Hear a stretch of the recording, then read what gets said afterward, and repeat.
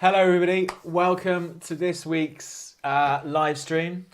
Behold, the great US bull market continues. Quite a phenomenal couple of days, I think, or day and a bit so far in US markets. We'll talk a bit about it as we go through today, but we had those Nvidia results on Wednesday night, very closely watched. I think at the time they were the third or the fifth biggest company listed in the S&P. And I think they blew the roof off, didn't they? And you can see the market reaction. We'll talk about it a bit more, like I say, but it was interesting going into it. Markets did seem a little bit nervy. And I thought, I wonder if the markets are getting ready for a disappointment here.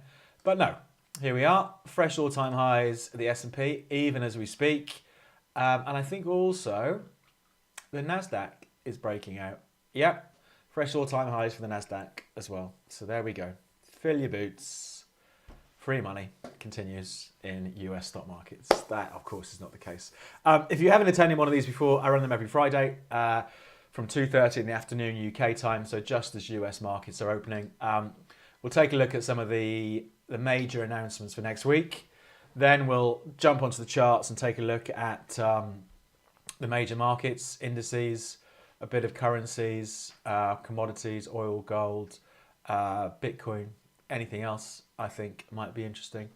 And then if there's any stuff that you want looking at, if you put it in the chat, we'll look at that. Okay, so any markets or any shares, whatever you want looking at. I'll talk a bit about my US trading this year, US stock trading this year. Doing very well, up 20% the last couple of months. So I'll talk a bit about that as well. That's been a big focus for me this year. I'll go through some of the numbers, show you how that's going. Of course, past performance is no guarantee of the future and all of that. But let's get some of the housekeeping done, first of all. So this presentation is only for educational purposes. It does not contain and should not be construed as containing investment advice or an investment recommendation or an offer of or solicitation for a transaction in any financial instrument. David Jones accepts no responsibility for any use that may be made of these comments and for any consequences that result.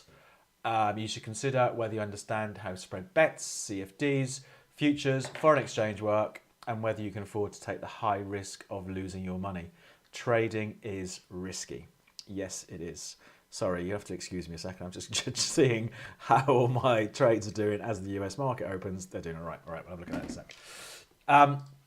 Okay, so what have we got next week? It's been a relatively big week this week. We had on Wednesday evening my time, the latest minutes, or the minutes from the latest US Federal Reserve, the central bank meeting. They had pretty minimal impact on the market, I thought. The big one was the Nvidia. So that was the one, the earnings after hours on Wednesday. That was the big thing for the week. So a bit of a quieter week next week, but again, some interesting stuff to look at. So on Wednesday, we've got US GDP. How well or not is the US economy doing? Is it all completely dependent on Nvidia and artificial intelligence going forward? We'll see. It'll be interesting to see what those numbers are like on Wednesday. And then on Friday, we've got EU inflation data. So inflation still very much, I think, important for markets. You know, we had bit of volatility off the latest US inflation data the other week where it had dropped, but it hadn't dropped as much as the market was expecting. So inflation is still, I think an important consideration for markets. So that'll be interesting. So we'll see. We'll see what that's like next week. And of course, next Friday is the first Friday of the month, but there's no payrolls next Friday because it's too close to the end of the previous month. The payrolls are going to be out in 2 weeks' time. So the 8th of March, we'll be looking at those. Okay, so that's that. So a bit of a quieter week next week. A quick plug from me, the sponsor. I'm working with a new broker this year. If you go to bit.ly/David Trade, if you sign up as me, you'll have access to exclusive webinars that I'm running with them, all of the usual sort of stuff. I like trading with these guys because it's tight spreads. You know, the cost of doing business is low. The link is in the description if you'd like to find out more. I run a trading course as well. I have done for a few years. Part of the trading course used to be this WhatsApp group that was just for people who'd been on the course. I've opened the WhatsApp group up in the last It's probably, what is it, about 9 months now. So anyone can join. It's a daily update from me. What markets am I looking at? All that sort of stuff. Let me try and remember what I said was interesting this morning. Copper, I think. We'll have a look at that in a second, actually, when we have a look at copper. But I thought copper was an interesting one for today. Pound against the dollar. I'm long pound against the dollar. So I talk about markets where I think I'm looking that look interesting. Ones I'm watching for trades. Trades I'm running at the moment, apart from the US stocks, I've got about 30 odd open positions in US stocks at the moment. I'm long the pound against the dollar as well. I'm short heating oil as well. So I talk about the trades I'm running. I put both those trades on this week. So I talk about those in the WhatsApp group. And a Q&A. You know, if anyone's got any questions, they can fire them in. So it seems popular. I enjoy doing it. It's not free. You've got to pay for it. But if you go to the website and put the code YouTube on the website, you get 20% of the first month. So the website, davidjonestrading.co.uk. Link is in the description, and go to subscribe up there, and you can see the WhatsApp group and subscribe to that. So it's normally £50 a month. You get 20% off the first month if you use the code YouTube. That's that. That's a snapshot of typically what it looks like. I run the trading course, 5-star Trustpilot reviews. I do send out a newsletter every weekend, which is free. Again, if you go to the website, davidjonestrading.co.uk, scroll down on the homepage, put your email in there, and you'll get subscribed to that newsletter. And in the newsletter, I talk about what's going on in markets, what interesting markets am I watching in the week ahead, and there's a trading tip in there every week as well. So well worth it. So that's the stuff from me, and it's all at the website. Go to the website to find out more about all of that. Right, that's it, isn't it? Let's get into it. Let's take a look at what's going on. Where do we start? Well, let's start with stock markets. It is the same old, same old. Been saying it for a long time. The trend is up. The trend is your friend. Buy the dips. Blah, blah, blah, blah, blah. All the usual. I thought it was interesting. I did mention it on the WhatsApp group this morning. Let me see if I can find the doodah. Hang on a second.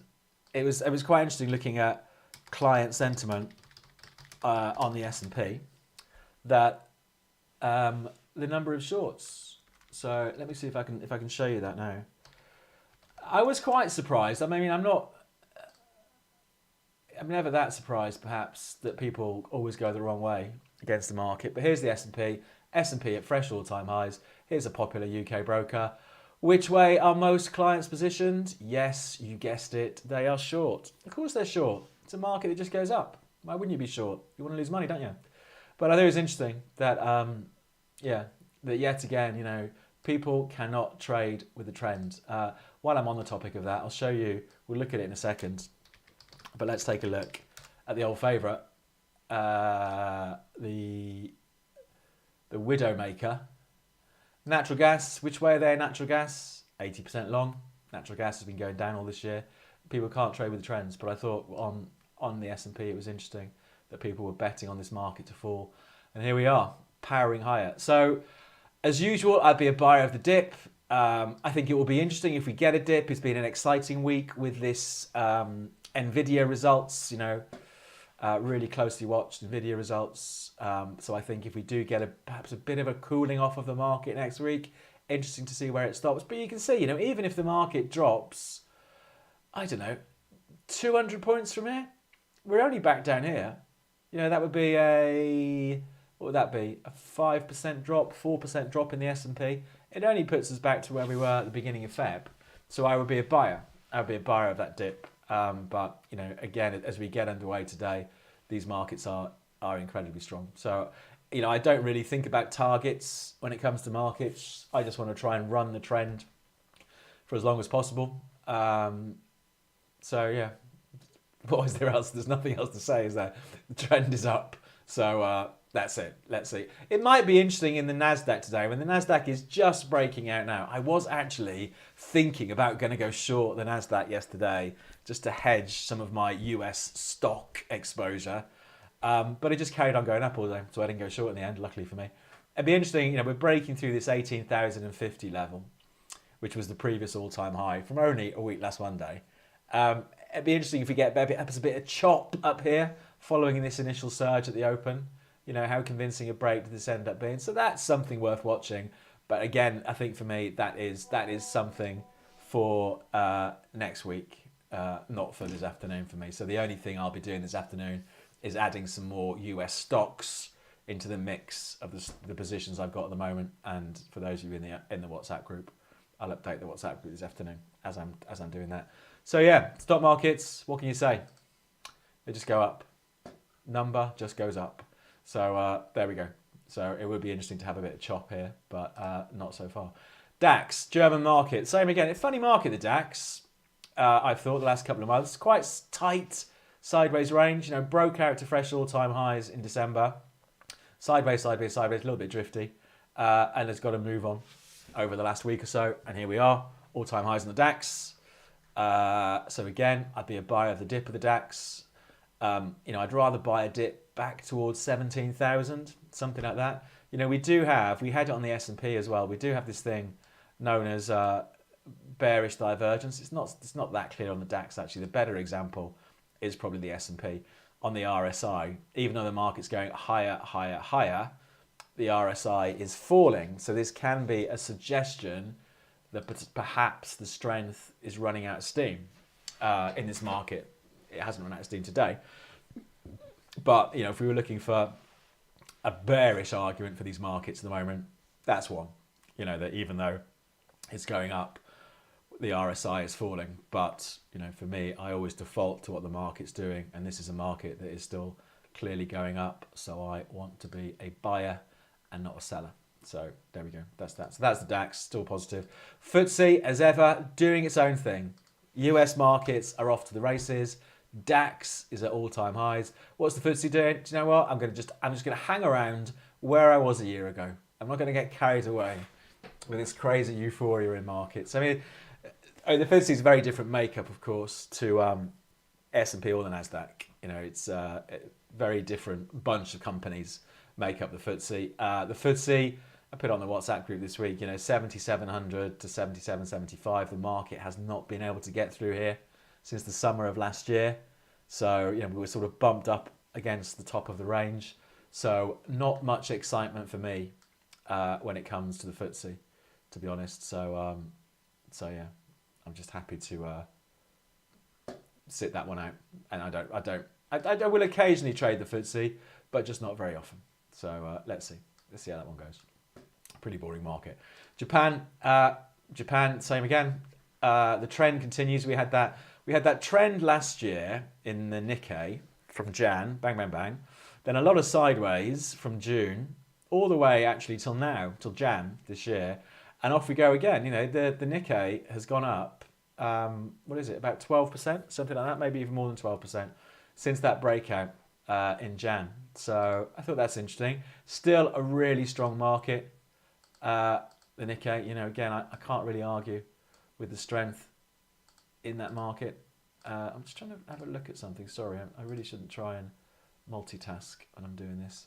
But again, with the Nikkei, I'd be a buyer of the dips. You know, so at the end of the week, we just have really strong markets across the board here. So not too much to add from a stock market point of view. It's business as usual for these stock markets. And that's, for me, you know, I would never say that trading is easy, but I think the easier money is to be made in markets where there are clear trends. And we have had clear trends in stock markets, you know, for quite some time. You know, I didn't pick up on the trend in the S&P from October last year, you know, but by March, April last year, for me, it was pretty clear which way the trend was going to be. So I want to be a buyer of the dips, you know, and here we are, February the year after, the market's still going up. So I still want to be a buyer of the dips there. So yeah, that's it. Let's see what happens next week.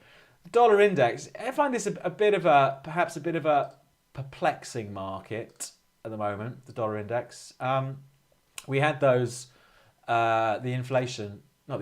minutes out on Wednesday evening my time. We didn't really get that much of a move though from the dollar index. You know, it was more the reaction to stock markets soaring away that saw the dollar index dump on February. So, if we look at the trend for the dollar over the last week or so, we've got a definite downtrend.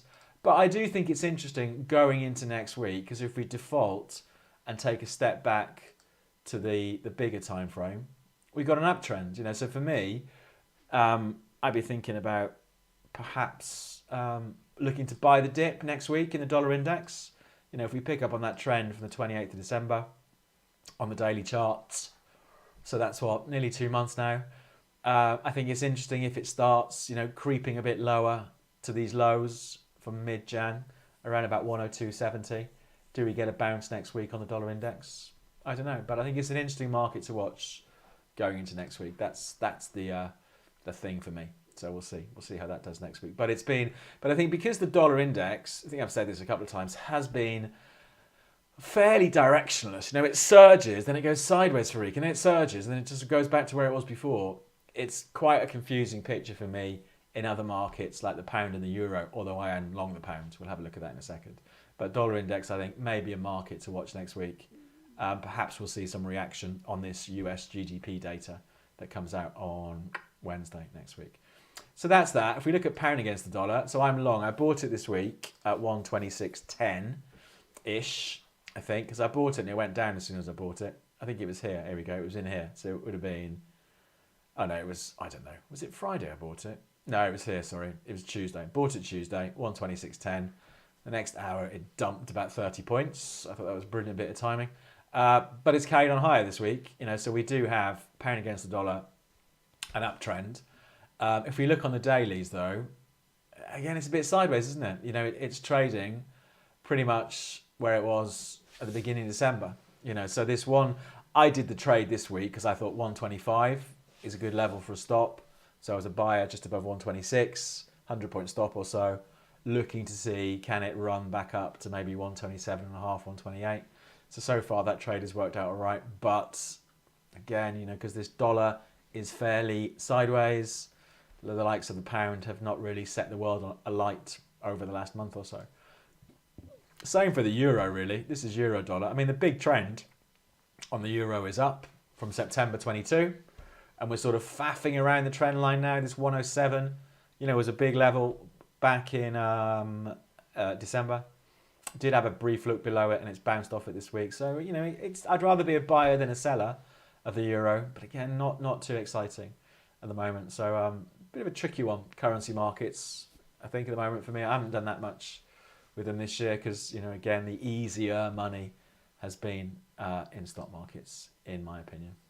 Let's have a look at gold and silver. Gold, again, it's a bit, because the dollar's flat, the price of gold isn't exactly doing a lot either. So the price of gold is trading... that's my sister calling me. That's very inconvenient. She's going to have to wait. Hopefully it's not an emergency. So the price of gold is trading, pretty much where it was in November. Let me just send her a message. Hold on a second. Clearly does not subscribe to my YouTube channel and knows that every Friday is live stream day.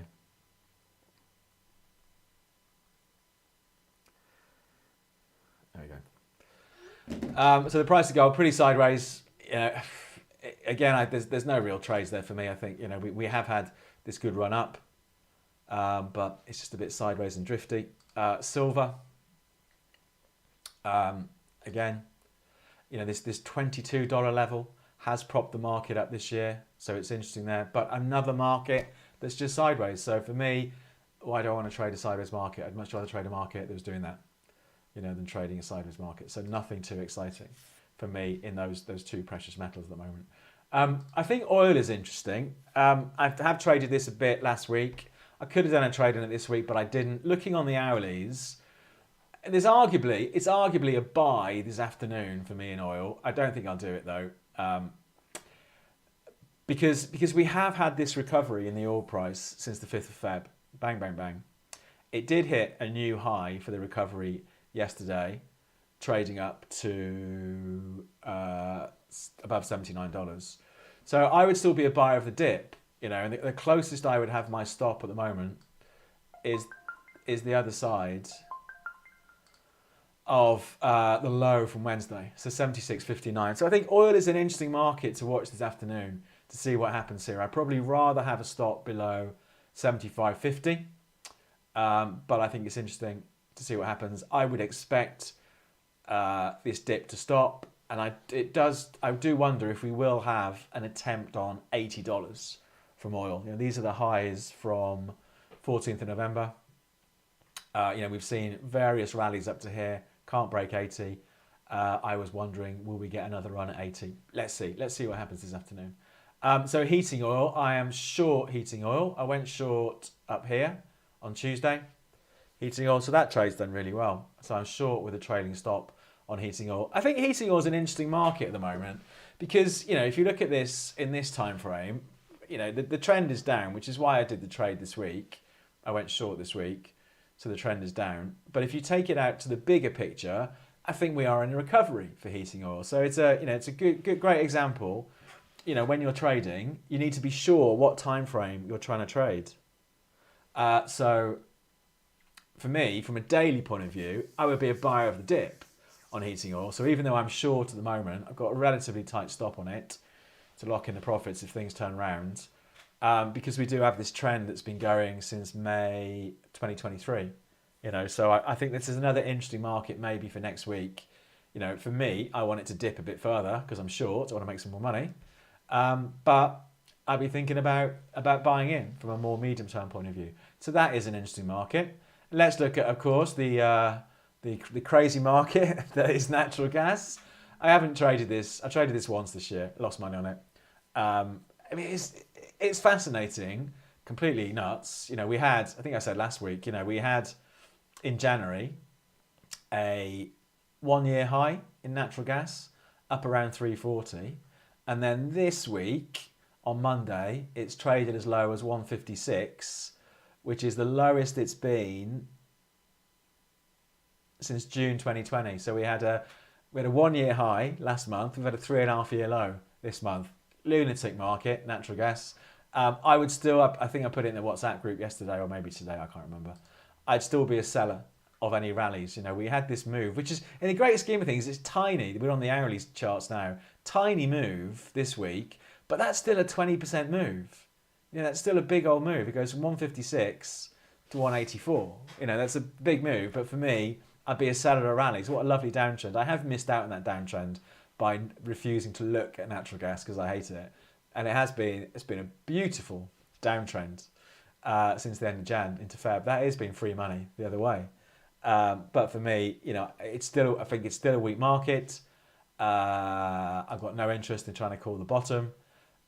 So yeah, but an absolute lunatic market is how I just would describe natural gas. So let's see how that all works out. So that's that. So what else? What else are we going to look at? Bitcoin. Look at that. I mean, Bitcoin. You know, I've been saying since last year. I never trade Bitcoin, but because it is quite hard in the UK. I'm sure you could do it, but you can't really trade it on leverage in the UK as a normal retail client. And there's enough markets out there for me to trade. I don't really care about it. But you can't deny the trend in Bitcoin that's been going for over a year now. And here we are up at 52. Well, we've been to 52 this week. You know, and it's strong. I'd buy the dip. You know, if I was going to trade it, I'd much rather see a deeper dip because I would probably still want my stop the other side of 38,000 on Bitcoin. So if we got a dip into the mid 40s, it looks interesting. But yeah, I mean, that's done really well, hasn't it? Let's see what happens next. So maybe it's a bit overcooked up here, Bitcoin. But I'd rather be buying a dip rather than trying to pick the top on Bitcoin. My little spreadsheet of US positions is not updating, showing me my P&L. So I'm a little bit not concerned. I've probably typed something in wrong. I'll have to have a look at that later. We'll see. Other interesting markets. I put it in the chat this morning, in the WhatsApp group this morning. Copper. I mean, on the dailies, copper is again quite a sideways market. You know, and again, you know, playing some part here is what's going on with the US dollar. You know, copper's quoted in US dollars. There are other factors as well, but quite a sideways market on the dailies. But on the hourlies, everything's bleeping at me. On the hourlies, we have had a good trend for 2 weeks now in copper. Higher highs, higher lows, all that stuff. Higher highs yesterday. Market sold off. And I put it in the WhatsApp this morning. I'd be a buyer. If I was a buyer of copper now, I'd have a stop the other side of 380. Probably a bit deeper. I'd rather have it down here, the other side of 376. But I think if it's not a market for this afternoon, it's maybe a market for next week for me to see what happens up here with copper. But I thought that's quite an interesting market from an hourly time frame point of view. And also the old favourite, where is it? The market that I just sit and watch go up and never actually buy. Cocoa. Cocoa is another crazy market, cocoa. I mean, that's been in a fantastic run. And I'm sure there are, let's have a look. Let's have a quick Google. I'm sure there must be something affecting the crops of cocoa. Prices surge. Tight inventories is one thing, apparently. Tight inventories of soft commodities have lifted prices to multi-year highs. El Nino has played a role in higher prices by hurting growing conditions and blah, blah, blah. Anyway, there's the price of cocoa. Amazing. So started the year, where did it start the year, cocoa? I don't know, 42, and here we are at 61. So it's up almost 50% for the year to date, the price of cocoa. So our evening hot chocolate could be getting a bit more expensive. But a phenomenal run over the last last year and a half or so in cocoa. It's one of these markets, I look at it a few times a week. I think I really should get around to buying that. Never buy it. Look again, and it's jumped. It is sod's law. By the time I do get around to buying it, that will be the top. So I'll make sure I put it on Twitter or something when I do buy it. What's orange juice doing? That's another market that's been a little bit crazy. That's calmed down a bit. So I thought cocoa was an interesting one on the dailies because that phenomenal trend just continues, and copper on the hourlies for next week. But my main focus will continue to be these US stock markets. I'll go through some of the stock trades I've got at the moment. So I've got about 30 odd at the moment. Let's see what's moving today. Well, that's not good. I'm short those. So the biggest gainer is what I'm actually short of. That's not helping my P&L. DHI, I'm in that. And there's nothing really stand out, is there? Is there any big fallers? Oh, there's nothing really too drastic as these markets go underway. But that's a snapshot of some of the trades I've got open. This spreadsheet hasn't updated since yesterday, but I normalised these down to 200 quid risk per trade. So just to give you a flavour of the sort of thing I'm doing with stocks, I decided that I wanted to trade more US stocks this year with medium-term positions. This is a snapshot.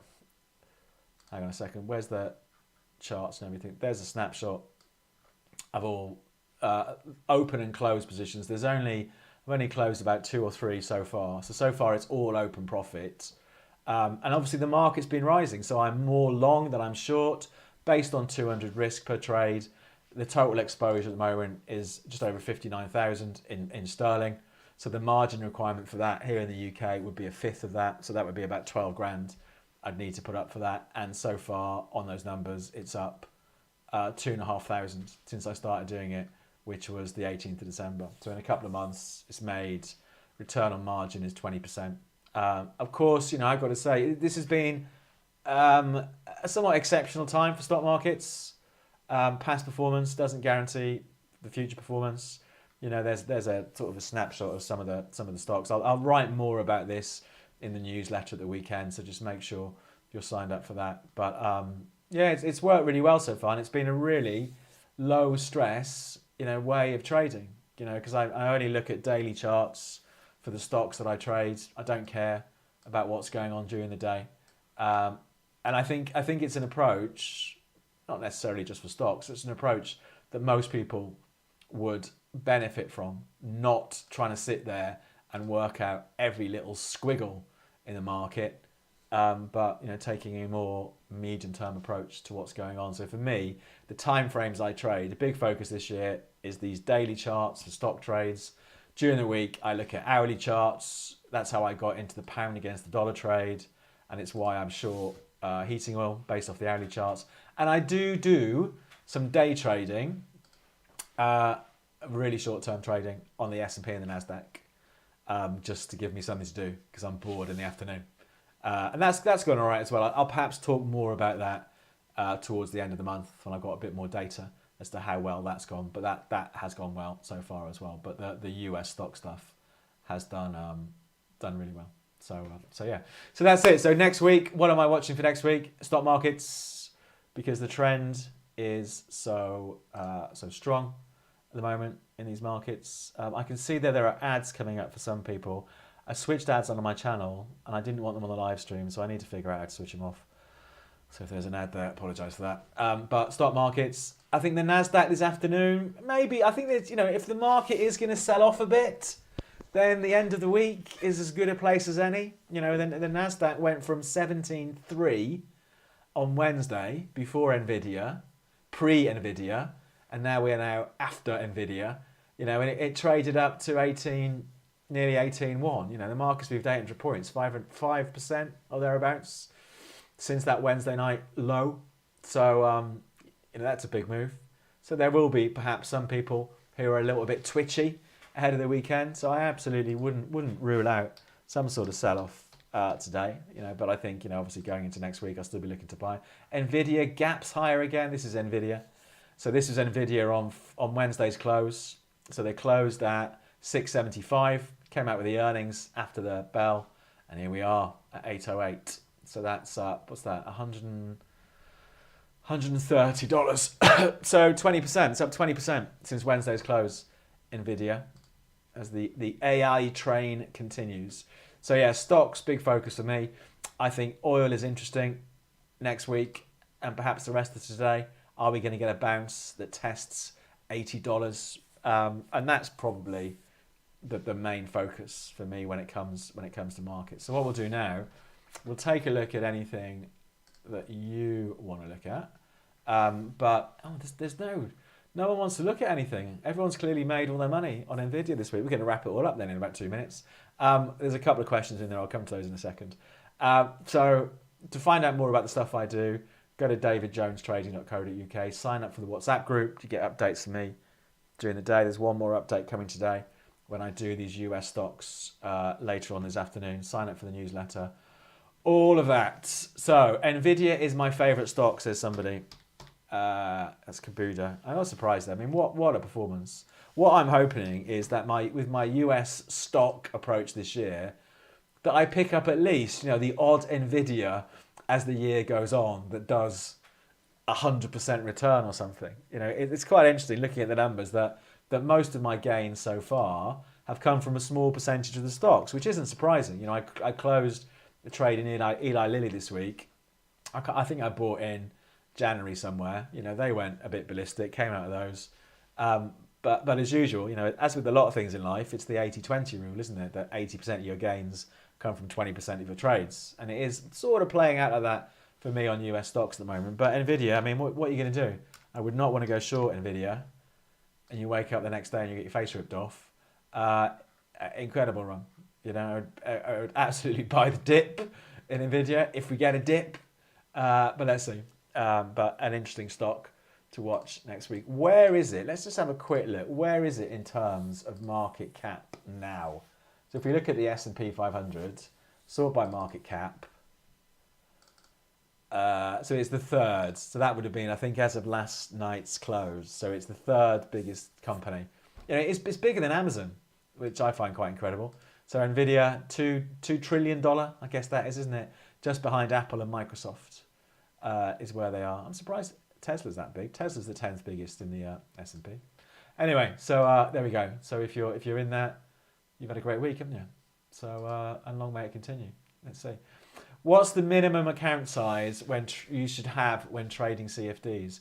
I think it's completely up to you. It used to be, if I go back to the old days, like the early 2000s, to trade, you did need a relatively lumpy sum of money, I suppose. But these days, you can trade really small. So if you're happy, if you think I only want to trade using a few £100, a few $100, you can trade using that. And obviously, because you can trade small, you don't need to, you can practice sensible risk management even with a small account if you're with a broker who lets you trade small, which is why one of the reasons I partnered with these guys, with the link in the description below, because you can trade small. You don't need to take on stupid levels of risk. If I drag one of the accounts I've got for YouTube on this, so the NASDAQ, let's say I want to trade the NASDAQ. Where's the NASDAQ now? 18,033. Let's say I want to trade it and I want to sell it. How low can I go? I want to sell it. I'm going to sell 0.1, sell it. I want to put a stop loss 100 points away. So if I go short the NASDAQ, I can trade 0.1 a point. So even if I get stopped out, I'm only going to lose £10. Yeah, so I can trade really small. And I know, most people when they're trading, they don't have tens of thousands of pounds to trade with when they start trading. So I think it's really important to have the facility to be able to trade small. So if you go to that link, you'll be one of my clients, and you'll have access to the stuff that I do, and you can trade really small. But you don't need to lump in if you're new to it, and I absolutely would not recommend that someone does lump in what to them is an important amount of money to start trading with. You're probably going to lose in the beginning. You need to embrace that fact that you're going to lose in the beginning when you learn how it all works. So you don't want to be, risking your life savings. So that's my answer on that one. Newmont Mining. Let's have a look. Newmont Mining. Is it a gold miner? Newmont. Is it this one here? Is it Newmont Corp? Or is there a different one? Oh no, it's not. I think it's Newmont Corp, isn't it? It's got a funny different name on different exchanges, but I think that's the one, isn't it? If that's the one. Let me just do a quick Google just to make sure. Newmont. Yeah, gold mining company. What's the trend? The trend is down and has been down for some time. Go back to April 22. Well, you'd be kicking yourself if you're still in that. Market's going through the roof, and this thing has dropped. It's more than halved in a couple of years. So for me, I would be a seller of rallies. I would not be a buyer of Newmont because the thing is going down. So I'd sell a rally. I'd probably need a half decent rally to sell it, but no, it looks really weak, doesn't it? It's quite interesting though down here. It's perhaps one of these ones to come back to in a month or so, because on the way up, we had around about $29. It was an important base last time round. No doubt helped though by strength in gold, I'm guessing. So perhaps 29 is an area to watch to see if the buyers come back in around $29. I don't know, but I wouldn't be a buyer just yet because for me, I'd rather buy something that was trending higher rather than trying to call the bottom in something that just continues to fall. So it looks pretty weak for me. Let's see where it is in a month or so's time. Barrick Gold down 20%, says Tenerife Kev. Let's have a look. Barrick Gold. These gold miners, it's weird, isn't it? They never do. Even when the price of gold goes up, they do okay, but they don't outperform the price of gold. And they just haven't done very well at all, have they? What would you do? What would I do? Well, the trend is down, isn't it? For the last 3 and a bit years. If I was in them, I would be tempted almost. Let's give them one last chance. Down here, $14-ish had been support. So for me, if you look at the big picture, the trend is down, isn't it? But if you look at that, it's all a bit sideways. So it's quite interesting down here. If we're going to get the bounce, this is where we are. But if they traded much below 13.75, I would be tempted to write them off and go and buy Nvidia instead. Interesting one though. Big trend down, but over the last year and a half, we have seen support down here. So let's see if it holds again. CNA Financial. Let's have a look at those. Multi-line insurance. I think that's it's a funny old chart, isn't it? So that's COVID, isn't it then? COVID, they fell off a cliff. So it went from 51 down to about 25. They're not the most exciting share. It's no Nvidia, let's put it that way, in the world, are they? But I'd say overall the trend is up, isn't it? So if I had to do anything, I would be a buyer. So we have had, since May last year, higher highs, higher lows, all the usual. It's accelerated since whenever it is, November. And what's happened here? We haven't had earnings, have we? They gapped high. We gapped higher on earnings beginning of Feb. They paid, is that ex-dividend? They went ex-dividend. I would be a buyer though. So for me, an aggressive trade, and it would be quite an aggressive trade here, would be buy it today with a stop at 44.40. Could be one idea. I think I'm trying to find. I've got far too many windows open, and I've lost my trading platform. I thought, shall we try and do a little trade on this? What they called? I forgot what they called. CNA Financial. Hang on, I can't. I find them. CNA. No, I'll come back to it. So for me, an aggressive trade, be a buyer with a stop under 42.80. So it gapped up on earnings, it gapped down on ex-dividend, and perhaps it stabilised, and off we go again. So I think that's an interesting one. The more patient trade would be to look at the big trend that's been going since May last year and wait for a deeper sell-off. But I think that's not a ridiculous idea. It's not for me. A ridiculous idea to be a buyer, stop at the other side of 42.80. Otherwise, wait and see. Do we get a deeper sell-off? So it's still an interesting looking chart and company. That one. I'm going to chase up those guys about those commodities. Kev, I haven't heard back yet. HRL, Hormel Foods. HRL, Hormel Foods.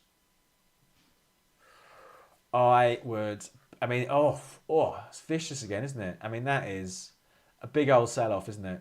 So for me, no interest in being a buyer. You know, I think the thing to remember, I've got no idea what Hormel Foods do. I'm guessing it's something to do with food. You know, stock markets have been going to the moon for a year. And if a company can't do well, if a share price can't do well when a stock market is going to the moon, it's not a good sign, is it? So for me, no interest. I'd be a seller of strength. You know, it is, arguably very oversold down here. So I wouldn't rule out some sort of bounce back. But the bigger trend is definitely down. Yeah. So for me, I would be a seller of strength. So no interest in a downtrend. I'd need a good rally though. I'd need a rally up to $38. So for me, probably. So it'd need to move 20% for me to go short. So it wouldn't be one for me. So AEE, Amaren Corp. Let's have a look. AEE, Amaren Corporation. It's a bit drifty as well, isn't it? Yeah, it's a little bit drifterama. It's again lower highs, lower lows. It's had a little bit of a blip up the last month or so, couple of weeks. But I would want to be a seller of strength in that one. Yeah. Let's see. Can we find anything to buy? Let's have a quick look. Let me have a quick look at what's moving today. Hang on a second. Hold on. Let's see if we can find something that's got a bit of momentum, because some of these stocks all look a bit weak, don't they? So for me, I'd much rather buy something like that, whatever that is, AMD. Is that another chip company, isn't it? Or Align Technology, Amazon. I'm in Amazon already. That's been volatile, hasn't it? Trying to find something. What's going on there? Not that. That looks interesting. Broadcom. So I'd much rather find stocks like this than stocks that are doing that. Because I want to try and put momentum on my side. And let's not forget, a big reason people lose is because they trade against the trend. All those people short the S&P. All those people long natural gas on the way down. So something I want to do, and again, something that took me a few years to learn, is don't trade against big trends. I want to go with the bigger trend in the market. ARM is a funny one, isn't it? Because it jumped 60%, didn't it, the other week? I mean, I can't. What'd you do? Something like that. Yeah, because it's doing its artificial intelligence stuff. It was trading at 77. It's been as high as 160. It's 130. It's too volatile for me. So, it needs to just calm down a bit for me. The range is too big. It's one of those ones. If you're in it, absolutely brilliant. If you're in it, but how do you manage risk on something like that? If I was a buyer now, I would want to stop the other side of $90. That's a 30% stop. It's a big old stop. So for me, that one needs to calm down a little bit. And Backblaze. What's Backblaze? Backblaze Inc.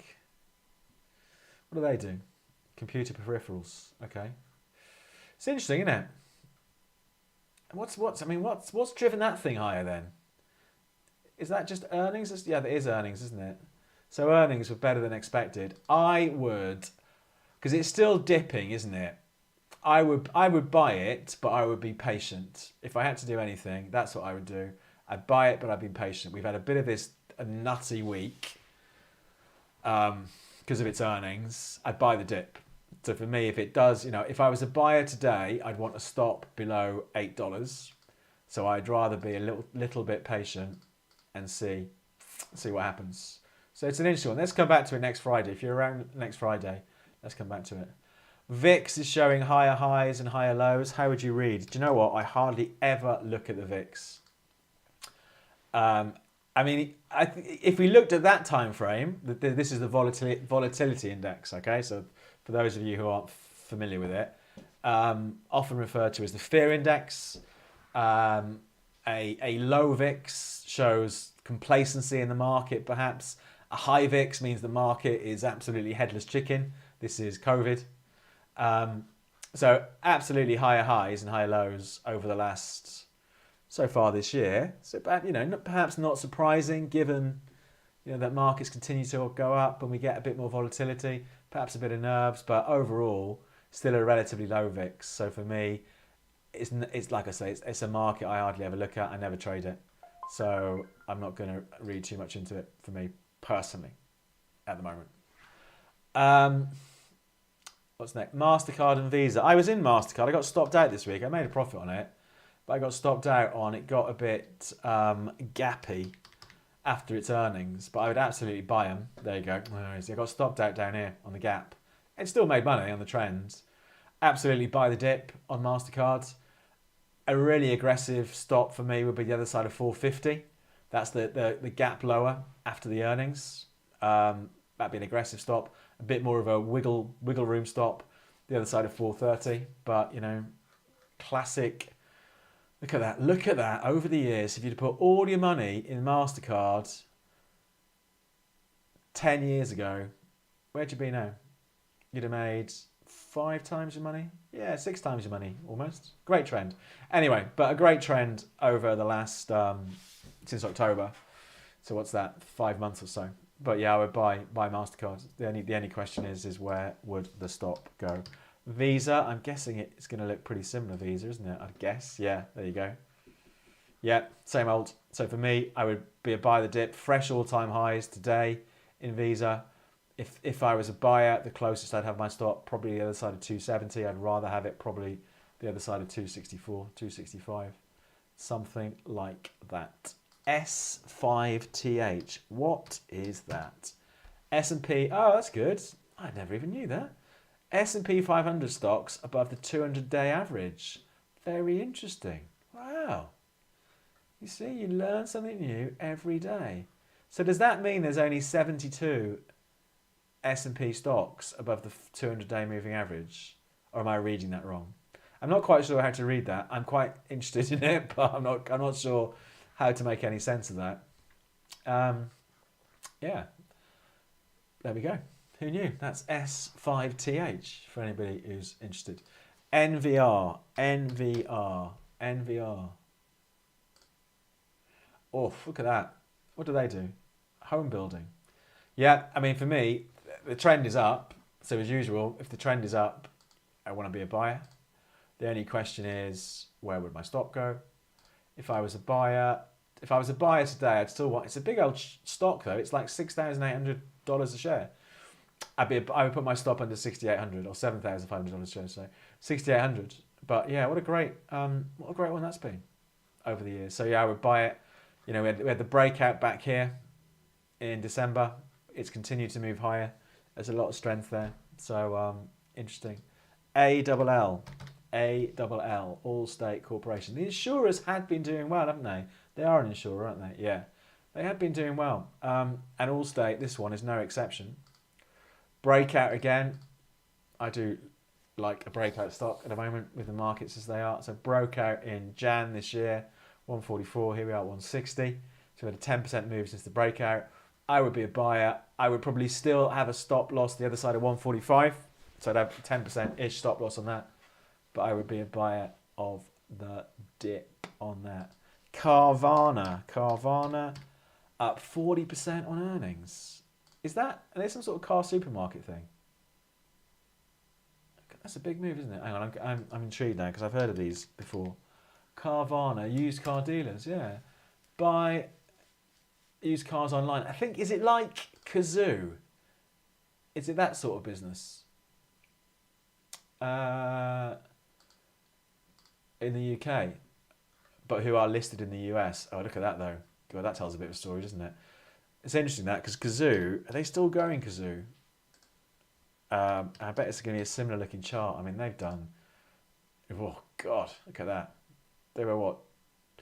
So adjusted, they were $26,000 Kazoo at the highs, and they're $4.58. If they are still going, they are still going. Ouch. Anyway, back to Carvana, which I'm guessing is a similar business, but I don't know. So yeah, they all did well. I'm a big fan of the used car market. Spend far too much time looking at Auto Trader. Used car sales did really well during COVID, and of course, if you're selling it online, brilliant. So we did see used car prices going up during COVID. For the peak for this lot was 360 in July 2021. I mean, the trend has been up, hasn't it? The trend has been up since the summer. So I buy it. The only question is, would I buy it now? And as usual, I say no. I'm going to buy the dip in Carvana if the dip comes. So, so yeah, interesting chart though. So I would buy it. It'd be interesting. I mean, if it pulls back below 60, you know, it looks interesting for me. I would still want my stop, though, still the other side of $40, I think, to be honest. So, so yeah, I might. It's one of those ones, and of course, the problem is if you're waiting for the dip, and the dip never comes, you miss out on it. You know, but that is trading, and there's always, for me anyway, there's always another trade. So, yeah, but yeah, interesting one. What were their earnings like then? Let's have a quick look at that. What does it say? Their earnings, so they look negative. So they reported a loss of $1. Is that $1 a share? And the estimate was for 84 cents loss. Revenue was slightly down. I'm guessing their guidance was quite good or something like that. Some such nonsense. Oh, they made their first annual profit. Why is that being reported at that then? Anyway, whatever. Let's see. Let's see what happens the rest of today for those. Oh, good. All the questions are coming flooding in now. Coca-Cola and JPM short. I am short Coca-Cola at the moment. I've been short. Oh, God, it's gone up today. Sod's law, isn't it? I've been short for about a couple of weeks, Coca-Cola. So I am short because I went short because the trend is down. I've got a stop probably above 63. I'm happy to stay short. My short is not looking too clever at the moment. But yeah, so for me, I'd still be short. If it breaks 63, I'm wrong and I'm coming out of it. But it's been a little bit sideways overall, Coca-Cola, hasn't it? But we have had this strong bounce back since October. So I'm the wrong side of that one at the moment. JPM short. JPM. Weren't they doing really well from memory? No, I would not be going short JPM. Of course, who knows what the future holds. You know, you do what you want to do. But for me, I'd be a buyer of JP Morgan. I was watching these. Have I missed it? I don't know.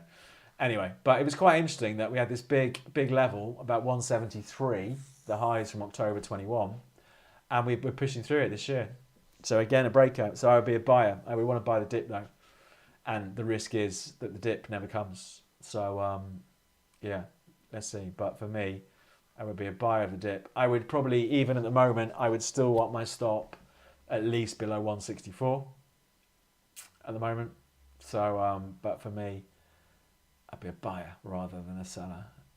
And that's it. No one's buying EVs. On that subject, let's look at poor old Tesla. How are they doing at the moment? They're a little bit boring, aren't they? Tesla at the moment. So I could be tempted to be a buyer though of Tesla. It's all a bit sideways, isn't it? Since the last 6 months on Tesla. So as an aggressive trade, to be a buyer at 194 with a stop the other side of here. What was the 175? What was the thing? There were the earnings in Jan. 175, they're 193. Oh, should we do it? I haven't done Tesla for ages. Should we do a trade? We haven't done a trade for a while, have we? So let me try and remind myself what I'm saying here. So 175. So how? So I could just buy one share if I wanted to. So if I did one share, what's my risk? So I'm going to go 172 as a stop. No, that's wrong. At 172. And my risk is 222 quid. Can I do 0.1? I could do 0.1 and trade smaller and have 22 quid risk. If I was a buyer with a stop at 122. Done. There we go. I haven't done a trade for a while. Put that trade in on Tesla and see how that one works out. But it's pretty boring, I think. But I think it's interesting. It gapped on the earnings. It's sort of stabilised. Do we get a push up to the 230s again? I don't know. But why not? Try it and see. So I think that's it, really. If we're all done, aren't we? So a quick recap. What's going on with these US stocks? S&P still all right. This Nasdaq is sort of flip-flapping around a bit, isn't it? Around this 18,050. It would be a braver man than me who went short the Nasdaq now. But perhaps with a stop above 18.1, if we see a bit of people saying, do you know what, let's take some risk off ahead of the weekend. Let's see. It'll be interesting to see what happens if the Nasdaq does break that initial sort of first hour high in the Nasdaq, or do we see perhaps a little bit of cooling off after the craziness we've seen this week? But let's see what happens. So that clearly I'll be watching that next week. Oil I think is interesting for this afternoon. Do we see 76.5 hold on oil? I'm still in my pound against the dollar trade, which is a bit, it's in profit. It's just flip-flopping about a bit. I'm still short heating oil. It'd be great if heating oil broke yesterday's lows and picked up a bit. But for me, the big focus remains with stock markets because they are very trendy at the moment. So that's it. We'll wrap things up there. Good luck over the next week. Don't forget, if you haven't signed up for the newsletter, I'll write a bit more in the newsletter this weekend about the US stocks approach and how that's going. Any questions, you can drop me an email. You can go to the website. There's a contact form on the website, or dj@davidjonestrading.co.uk. Otherwise, we'll see where we are. We'll do it all again this time next week. Strange week for stock markets, but carrying on, with everything we saw last year. Those trends continue, which is, of course, what trends tend to do. So let's see where we are next week. Have a good weekend, and see you next Friday.